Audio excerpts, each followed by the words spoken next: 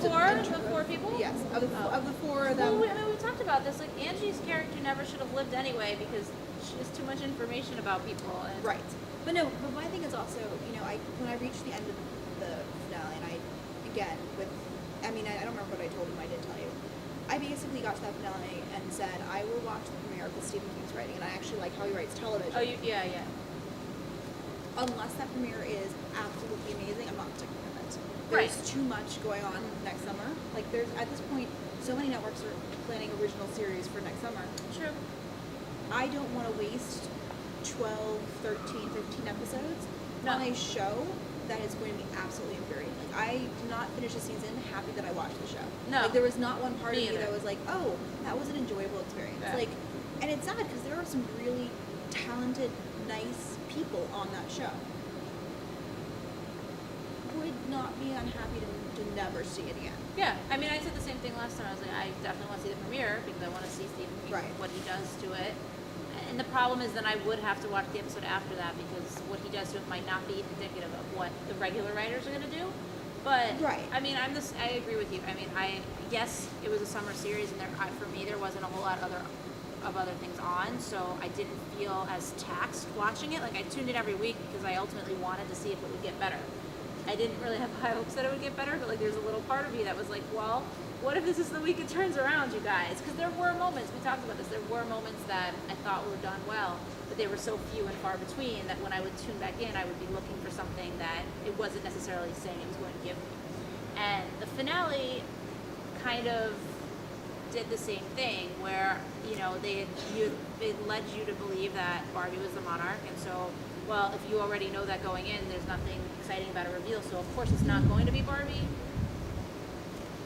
If it's going to be Julia, you need to prove to me why she deserves it, and nothing in season 1 did that. So I will give it. You mean sleeping with the guy who killed your husband and all that stuff is not getting shot as a part of it?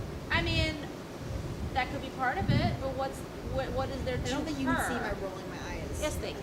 As much as it needs to be shown. Yes, they can. I know. So, I noticed my rolling eyes. I know it's a tight shot, you guys.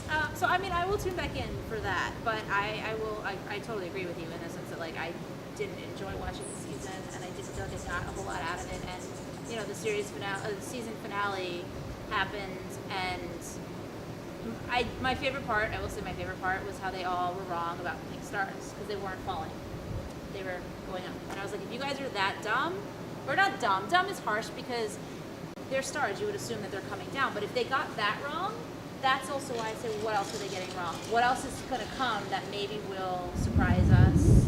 At this point, I think the only thing that would give me confidence in the show is if CBS sat down with the producers and writers and said, look, we understand you have... Read this, you guys, and then just do it. Look how it makes an appearance. Not even that. It's just more of a thing of, you guys need to have an actual arc to this series. You need to figure out when you're going to end this. Right, although, to be fair, that was the problem. They should have done that when they picked it up initially. Like, the problem is that they wanted to reserve the right that if it does those spectacular ratings, which it did do, that they could keep it going. And that's part of the problem on series like this. You can't keep them going forever. So you have to know what you're writing to, because then things have more meaning and you're more willing to roll the dice, and characters can come. They can't come in and out here, but they can come in and then go out. Because you can, you can't leave. But you can show them in flashbacks. You can show them outside of the dome. Please don't put flashbacks in their world. They can't handle it. Too much complication. But to be fair, some people their work on Lost, and you could do it, but they can't. I mean, I don't know. Maybe that would actually give the show some depth versus me rolling my eyes at it.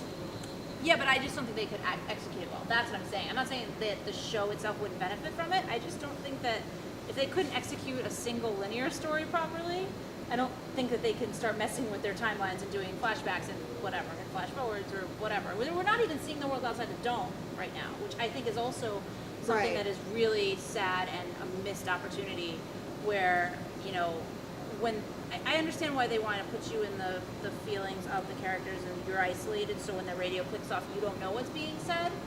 But there have been a few moments when they've then let you overhear things and felt completely false because they've come out of nowhere, and it's kind of like, well, this has been going on the whole time when we were in that radio station and Dodie heard things that she shouldn't have heard. If that had been on the whole time, there would have been a character in there there should have been a whole someone, anyone in there the whole time getting information and deciding what they were going to do with it. Whether they related it to the town or not is what makes the character interesting and gives them depth. But they didn't do any of that. They just said, oh, we don't need that until it becomes a device that, oh, wait.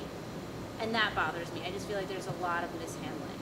Yeah, they get to randomly bring in people when they decide they want to have a baby. Right, exactly.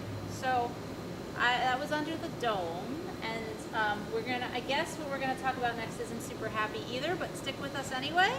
I'm Danielle at Danielle TBD. I'm Marissa Rothman. Hey, sorry.